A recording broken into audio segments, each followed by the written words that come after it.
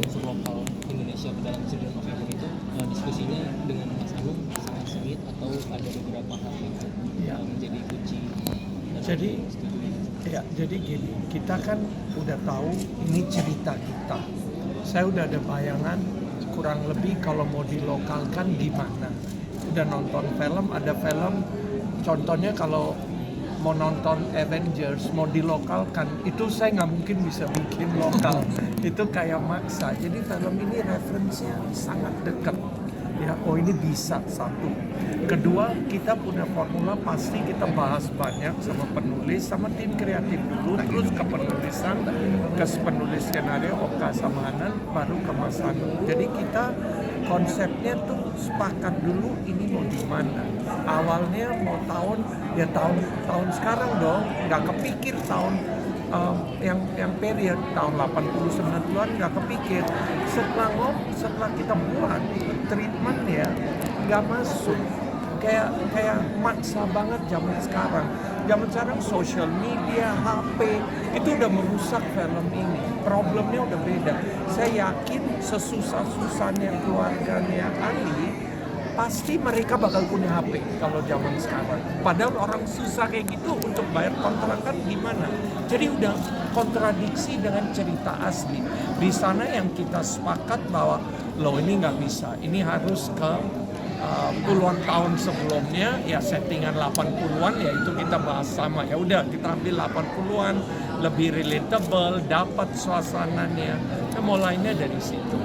Terus kita sepakat, yakin, ya kita jalan. Mas Anu, di film aslinya kan ini kan seperti ya, sepatunya sneakers seperti kan. Mas, sneaker, di aslinya sneaker. Di sini kayaknya Kodachi itu. Alasannya ya saya dulu pakai sepatu itu. Jadi saya dibuat pada saat memang saya waktu itu yang masih seumuran dia gitu kan. Dan saya ingat waktu itu sepatu yang kepingin saya mau adalah sepatu Warrior. Nah, itu sepatu Warrior itu kayak Converse sekarang.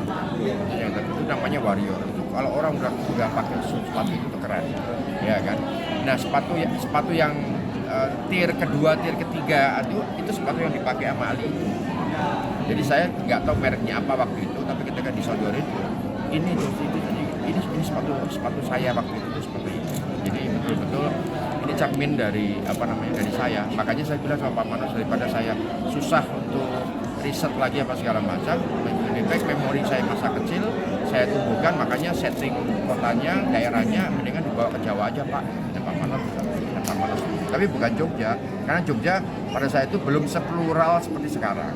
Yang lebih plural adalah Semarang. Kebetulan kan semua Pak adik saya, keluarga saya kebanyakan di Salatiga dan Semarang. Jadi saya tahu sekali keadaan kondisi Semarang pada saat itu.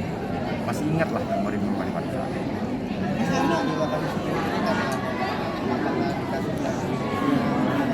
Jam apa? Jam tidur siang kayak gitu.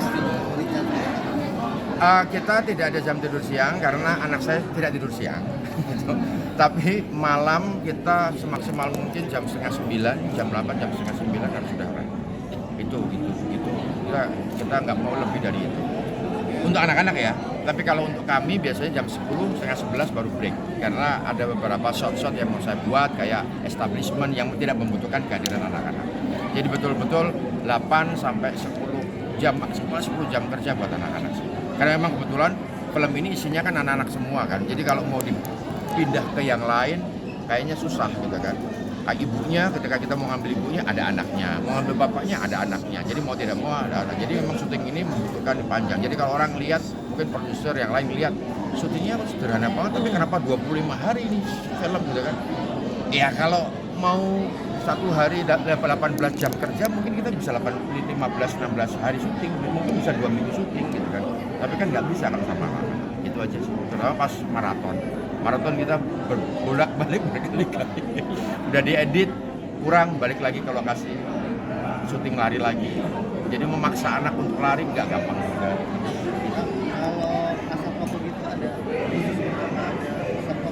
Asap rokok, oh ya of course kalau itu mah jelas. Ketika dan kru saya nggak harus anak-anak aja. Ketika syuting ya kan, saya paling malas sekali dengan puntung rokok kan. Jadi saya bilang sama location manager saya, kita datang ke lokasi itu bersih, pulang harus lebih bersih. Jadi prinsipnya seperti itu.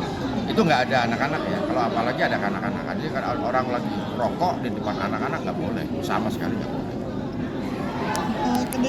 Dengan latar belakang Mas Anung dari Jawa gitu, apakah itu membantu?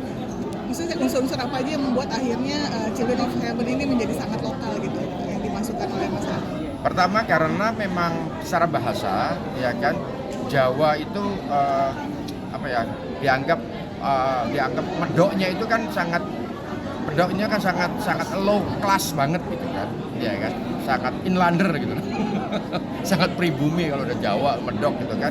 Jadi itu salah satu alasan ya. Jadi kenapa kita membuat itu gitu kan. Jadi lokalitasnya itu dimulai dari bahasa, baru kemudian yang kedua relasi. Jadi saya ngelihat relasi antara bapak sama anak ya kan di film Iran itu gimana ya, galak, keras tapi tetap sayang. Jadi itu yang saya terapkan karena bapak saya juga begitu. Bapak saya itu kalau orang tua dulu itu kalau menyayangi itu dengan cara membentak, ya kan, dengan cara membentak terus dan kadang-kadang kita pada saat dibentak itu risih, tapi ketika nggak ketemu bapak selama 3 hari 4 hari kangen gitu kan. Begitu dan tapi kalau ibu relasinya sangat body touching sekali kalau ibu ya sama ya sekarang, tapi bapak itu beda. Bapak sekarang itu lebih sayang, lebih sering meluk anak. Tapi kalau bapak itu wah menasehati ya POC banget gitu kan. Gitu bapak. Nah itu yang yang lokalitas yang saya ciptakan itu bagaimana saya mendirect Mas Andri bagaimana bapak saya dulu melakukan itu ke saya. Mas Andri gimana tuh dapat tuntutan?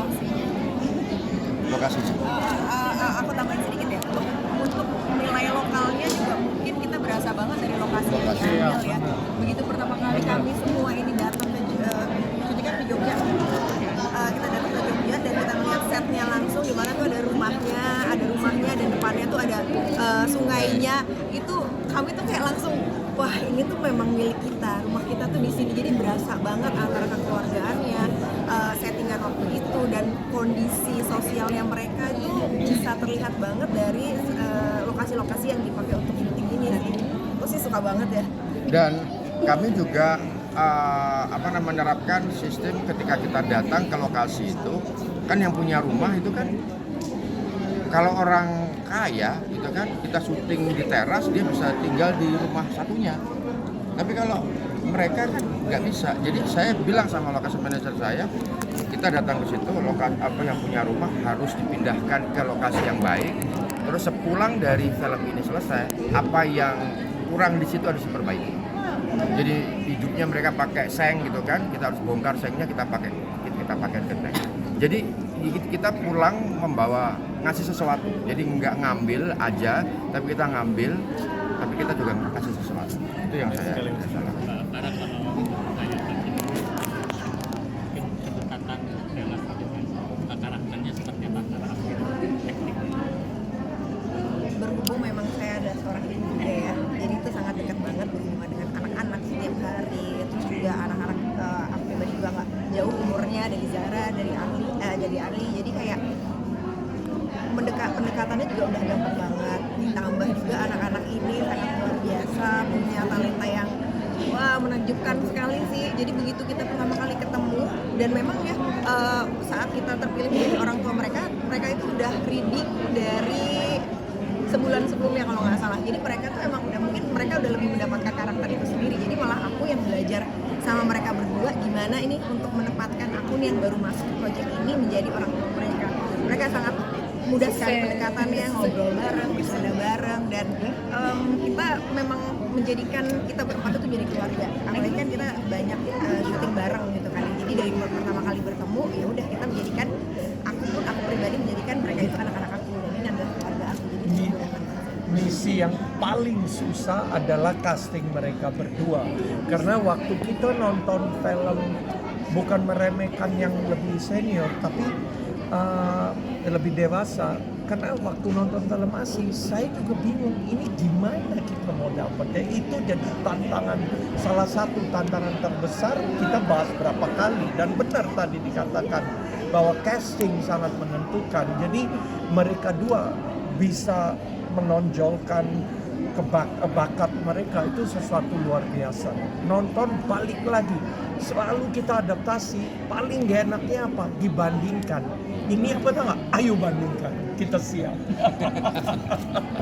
Film ini beres di tengah di Iran yang memang dari di luar dugaan apa gimana Mas? Di luar dugaan lah, masa kita pas-pasin, masa kita ngomong sama Ali Khomeini, ayo dibongkar kan, nggak mungkin lah. Ya kayaknya memang pas, karena memang blessing aja buat kita. Jadi